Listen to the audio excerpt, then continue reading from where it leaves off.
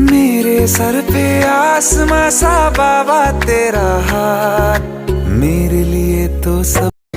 अभी क्या हुआ कि मैं वापस आ रहा हूँ ना, तो मेरे आँख से आंसू निकल रहे हैं, पता नहीं क्यों, बाबा को याद करके। और बहुत ज़्यादा भावुक हो गया हूँ मैं। वैसे मैं होता नहीं हूँ जल्दी। तो दोस्तों, हर हर महादेव। तो दोस्तों, मैं केदार धाम से घूम आया हूँ, तो मैं अपना अनुभव आपको बताना चाहता हूँ। तो दोस्तों, क्या क्या दिक्कत होता है, क्या क्या समस्या होता है, ये सारी चीज़ मैं आपको बिल्कुल डिटेल से बताऊंगा। और दोस्तों, जब तक आपके अंदर भाव ना आए तब तक आप केदारनाथ मत जाना, या फिर किसी भी धाम में मत जाना। और शौक के लिए तो कभी भी मत जाना, सच कह रहा हूँ। क्योंकि दोस्तों, जब आपके अंदर भाव आता है, उसके बाद अगर आप जाते हो तो स्वयं आपको भगवान ऐसा महसूस करा देंगे कि हम हैं आपके साथ, साथ साथ हम भी चल रहे हैं। सच कह रहा हूँ। तो आपका जो यात्रा है वो मंगल रहेगा। अगर आप शौक के लिए जाते हो कि नहीं, हमें तो फोटो खिंचवाना है, हमें वीडियो बनाना है, हमें वो करना है, ये करना है, तो दोस्तों गलत बात है। किसी भी धाम में जाओ तो भाव होना चाहिए। आपके अंदर अगर भाव नहीं है तो मत जाना, कोई भी फायदा नहीं होगा। अगर आप चल भी जाते हो तो कोई भी फायदा नहीं होगा, क्योंकि आपके अंदर वो भाव प्रकट नहीं हुआ है। क्योंकि दोस्तों, जब मेरा मन था ना केदारनाथ जाने में, मतलब मैं वीडियो तो कई सालों से देख रहा हूँ केदारनाथ का, सोशल मीडिया पर, कभी कोई जा रहा है कोई जा रहा है, लेकिन मेरे अंदर कोई भाव आया ही नहीं। लेकिन जब मेरे अंदर भाव आया तो मेरे है ना आँख से आंसू निकलने लगे, मतलब घर पर ही आँख से आंसू निकलने लगे। एक दिन नहीं, कम से कम 1.5 महीने तक ऐसा चला मेरे साथ। फिर मैंने एक दिन अचानक निर्णय लिया। कभी मन कर रहा था यार पैसा नहीं है, कभी मन कर रहा था किस्त भरना अगले महीने, कभी मन कर रहा था कि यार ये करना है वो करना है, थोड़ा दिक्कत आ जाएगी। मतलब ये जो किस्त वाला, किराया देना, मतलब जो आर्थिक समस्या वाली चीजें ना, ये आपको बाधा देगी। सच कह रहा हूं, बहुत बाधा देगी। कभी मन करेगा यार नौकरी छूट जाएगा आपका, किराया देना है कमरे का, लोन आने वाला अगले महीने, किस्त भरना है, तो ये सारी चीजें ना बाधा, मतलब आपके जो सफर में जाने से पहले ही बाधा डालने चालू हो जाएगा। लेकिन अगर आपके अंदर भाव है ना, तो ये बाधा आप लांग लोगे। मतलब ये जो संसारिक जीवन की जो समस्या है ना, ये आपको उलझन में लपेटेगा। लेकिन आपके अंदर भाव है और सच्चे दिल से जाना चाहते हो तो आप चले जाओगे, कोई दिक्कत नहीं, कोई बाधा नहीं। अगर बाधा आएगा तो सब टूट जाएगा, भगवान सब तोड़ देंगे। बिल्कुल सच कह रहा हूँ, सब तोड़ देंगे। तो मेरे साथ भी कुछ ऐसा ही हुआ। मैं अचानक निर्णय लिया और बाइक उठाया और निकल पड़ा केदारनाथ के लिए। मैंने काफी दोस्तों को बोला, उस बीच में कोई नहीं गया, कोई भी नहीं गया, क्योंकि उनकी भी आर्थिक समस्या थी, कुछ लोगों की जिम्मेदारी था, तो उनके अंदर ये भाव आया ही नहीं। तो संसारिक उलझन में वो लोग उलझे हुए थे, उनके अंदर भाव ही नहीं है। अगर भाव नहीं आया तो अच्छा हुआ मेरे साथ नहीं गए। तो मेरे अंदर वो चीज़ भावना थी, मैं रोते हुए गया, यहाँ से बाइक वाइक चालू किया और निकल लिया केदारनाथ के लिए।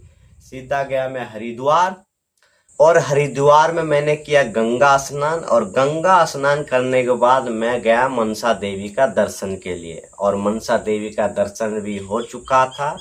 तो वहां से मैं वापिस आया तो कुछ साथी मुझे मिल चुके थे जो फोटो खींच देते थे, कोई दिक्कत नहीं, फोटो वीडियो बना देते थे। और दोस्तों, वो जो साथी थे वो आए थे हरिद्वार घूमने, उनको भी मैं लेके चला गया केदारनाथ। सच कह रहा हूँ। तो हम जब मनसा देवी का दर्शन कर चुके थे तो वहां से अपनी बाइक निकाले पार्किंग से, और पार्किंग से निकालने के बाद हम पहुंचे ऋषिकेश। तो ऋषिकेश जब हम पहुंचे तो वहां पर ज़्यादा रात हो चुका था। तो एक दुकान वालों से हमने बात किया और अपनी बाइक वहीं पर खड़ा करके घाट पर सो गए। और अगली सुबह जब हम उठे तो सीधा निकल गए देवप्रयाग के लिए। और ऋषिकेश से ही पहाड़ चालू हो जाता है। तो जब हम देवप्रयाग पहुंचे तो वहां पर दो नदियों का संगम होता है, एक भागीरथी और एक अलकनंदा। अलग ही नज़ारा आपको देखने को मिलेगा। तो दोनों नदियों का हमने संगम देखा, मतलब गंगा ही है, दोनों नदी गंगा ही है एकदम।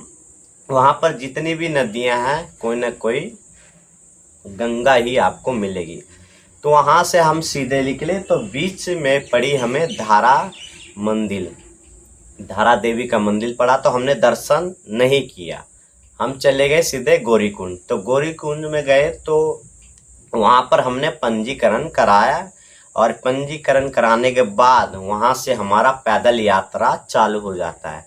और दोस्तों गौरीकुंड से लेकर जब तक बाबा का दर्शन नहीं हुआ तब तक मैंने कुछ भी नहीं खाया था, और दर्शन करके उसके बाद जब तक वापस गौरीकुंड तक नहीं आया था तब तक मैंने कुछ नहीं खाया था।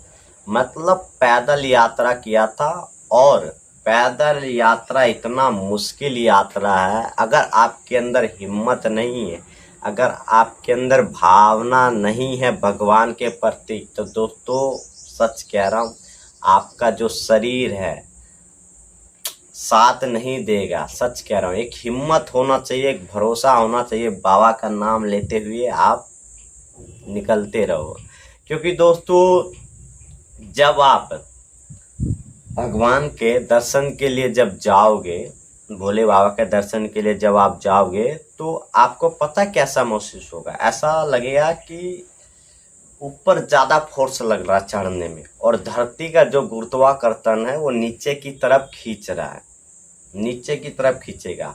और जो रास्ते हैं पहाड़ों पर वो आसमान की ओर जा रहे हैं। मतलब इतना कठिन रास्ता कि आपके शरीर का एक एक अंग टूट जाएगा, हिम्मत जो है हार जाओगे, मतलब टूट जाएगा यार, शरीर का एक एक अंग आपका टूट जाएगा और हिम्मत भी हार जाओगे। तो मैंने खाली पेट बिल्कुल सफ़र चालू रखा। उसके बाद बाबा का दर्शन हुआ। दर्शन में काफ़ी ज़्यादा समय लगा, काफ़ी भीड़ था, तो कम से कम 6-7 घंटे हमें लगा दर्शन करने के बाद। दर्शन जब करके वापिस जब हम नीचे आए गौरीकुंड में, तब हमने भरपेट खाना खाया। एकदम कहते हैं ना भरपेट खाना खाया, सच कह रहा हूँ बिल्कुल भरपेट। और दोस्तों किसी का ऑनलाइन पंजीकरण नहीं हो रहा तो कोई दिक्कत नहीं है, ऑफलाइन पंजीकरण आपका वहीं पर हो जाएगा, बिल्कुल गौरीकुंड में ही हो जाएगा। और जैसे ही आप मंदिर के पास पहुंचोगे तो वहां पर आपको एक टोकन मिल जाएगा। और दोस्तों वहां पर आपको थोड़ा समय लगेगा, कितना समय लगेगा कुछ कहा नहीं जा सकता है, वो दिन के हिसाब से होता है कि कितना समय लगेगा दर्शन करने में, बहुत ज़्यादा समय लगेगा। और दोस्तों बीच बीच में जो खच्चड़ होते हैं ना, खच्चड़ वाले, वो लोग ऐसे करेंगे आपके साथ जैसे आपके ऊपर चढ़ा के जाएंगे। मतलब जो पैदल यात्री होते हैं उनको बहुत ही दिक्कत का सामना करना पड़ता है, और किसी को ऊंचाई से डर लगता है तो वो लोग संभल कर जाना, क्योंकि जब आप ऊपर की ओर चढ़ोगे, पहाड़ों पे जब चढ़ोगे तो नीचे देखोगे तो खाई ही खाई नजर आएगी। ऐसा लगेगा धरती आपको खींच रही है, क्योंकि गुरुत्वाकर्षण धरती का खींचता है। चढ़ते समय तो आपको कम से कम 12-13 घंटे का समय लगेगा पैदल यात्रा के लिए, 12-13 घंटे का समय लगेगा। इससे ऊपर भी लग सकता है, सच में इससे ऊपर भी लग सकता है। और कुछ लोग तो बीच में ही टेंट ले लेते हैं, मतलब कैंपिंग टेंट लगा रहता है, वहाँ पर बातचीत करके वहीं पर सो जाते हैं, फिर अगली सुबह निकलते हैं। तो वो आपके ऊपर है कि आपके अंदर कितना हिम्मत है और कितना साहस है, वो आपके ऊपर ही है। अगर आपका हिम्मत टूट रहा है बीच में तो आप टेंट लेना। और मेरा मानना ये है कि जब बाबा का दरबार आपसे कम ही दूर है, 4-5 किलोमीटर का दूर है, तब आप टेंट लेना रात में वहाँ पर और सो जाना। अगली सुबह उठ के फिर 5-6 किलोमीटर आप फिर पैदल यात्रा करना। और दोस्तों एक चीज और मैं बता दूं, वहां का 2 किलोमीटर और यहाँ का 12 किलोमीटर बराबर है। सच में 12 किलोमीटर अगर आप पैदल चल रहे हो, मतलब सिंपल सड़क पर, और पहाड़ों का जो केदारनाथ का जो खड़ी चढ़ाई है 10 किलोमीटर, जब आप रास्ता तय कर लोगे गौरीकुंड से लेकर 10 किलोमीटर का जब रास्ता तय कर लोगे, उसके बाद का जो रास्ता ना 2 किलोमीटर का रास्ता आपको 12 किलोमीटर लगेगा। और ये हकीकत है, 12 किलोमीटर आपको लगेगा। और दोस्तों एक तो खच्चर वाली चीज़ मेरे को बेकार लगी कि पैदल यात्रियों को बुरा ही, मतलब क्या बोलूं, हटो हटो हटो हटो हटो हटो, उन पे लगता चढ़ा देंगे। और दूसरा एक वीआईपी जो दर्शन है ना, ये चीज़ मेरे को अच्छा नहीं लगा। और मैंने मंदिर के अंदर जब मैं प्रवेश किया तो मेरे अंदर तो भावना थी भाई बहुत ज़्यादा। मैंने देखा एक पुजारी थे या फिर मंदिर के कोई दरबारी थे, वो एक लड़की से नंबर ले रहे थे कि हम दर्शन करवा देंगे, किसी और को भेजना हो तो हम दर्शन करवाते हैं। और मैं उसके पीछे था, मैं बोल रहा हूँ हटो हटो, तो वो हट ही नहीं रहे, कह रहे रुको रुको नंबर ले लूँ नंबर ले लूँ। तो कुछ चीज़ें ना अच्छा नहीं लगा यहाँ पर। बाकी जब वहाँ से मैं वापिस आया तो गौरीकुंड में तो भाई खाया भरदम और वहाँ सोया। उसके बाद निकला बाइक लेके और फिर धारा देवी का दर्शन किया मैंने। उसके बाद फिर मैं हरिद्वार पहुंचा। हमारा मन था कि हाँ, धारा देवी मंदिर के वहाँ मैंने नहाया भी, और वहाँ अलकनंदा नदी बहती है, तो मैंने सोचा कि वहाँ पर नहा लूँ, तो नहाया भी। और फिर देव प्रयाग के लिए भी निकल रहे थे, तो वहाँ पर मैंने एक साथी था, तो मैंने उनको बोला, जो दूसरी बाइक पे आए थे और वो थे यूपी के, तो वो रुके नहीं, तो साथ आए थे तो साथ ही जाना था, क्योंकि हरिद्वार से तो हम साथ ही साथ आए थे। तो मैंने उनको बोला कि देव प्रयाग में नहा लेते हैं, तो नहीं नहाए। तो कोई, फिर मैंने बोला ऋषिकेश में, तो उन्होंने मना कर दिया कि नहीं हमें तो बहुत लंबा सफ़र पे जाना है, ये है। तो मैंने कहा कोई नहीं, तो लेकिन हम हरिद्वार में दोबारा नहाए। लेकिन जो भी था सफ़र बहुत अच्छा था। और पहाड़ों पर जो नज़ारा है, जो व्यूज है, जो प्रकृति का जो नज़ारा है, जो झरना है, जो पहाड़ियाँ हैं, वो आपको देखने को मिलेगा। और दोस्तों आते टाइम में रोने लग गया था, बहुत आँख से आंसू आ गया था।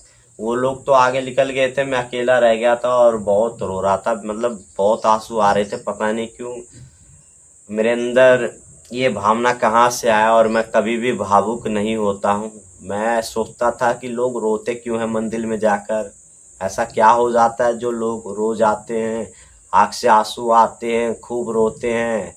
तो मेरे को ये चीज़ पता नहीं था। एक बार जब मैं वृंदावन गया था तो वहाँ आंसू निकले थे, और इस बार तो आँख से ज़्यादा ही हो गया, घर से ही आँख से आंसू निकलना चालू हो गया था, जाने से पहले ही।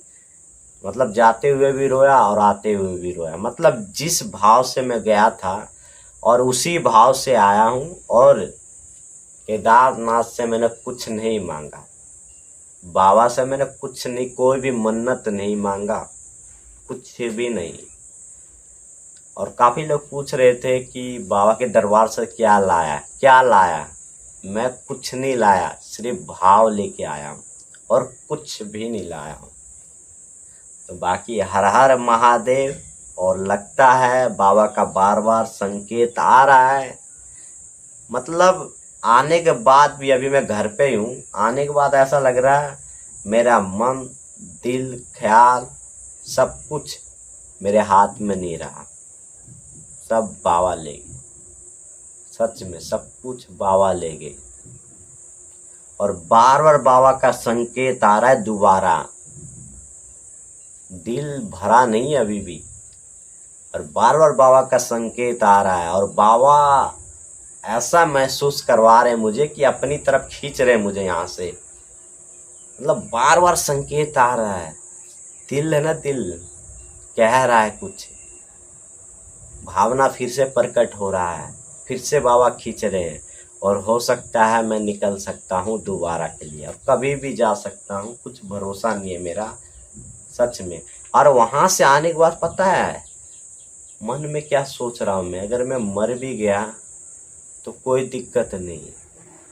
मतलब मृत्यु का जो भय है, मौत का जो भय है मेरे अंदर से गायब हो गया, हट गया। मैं मर भी जाऊंगा ना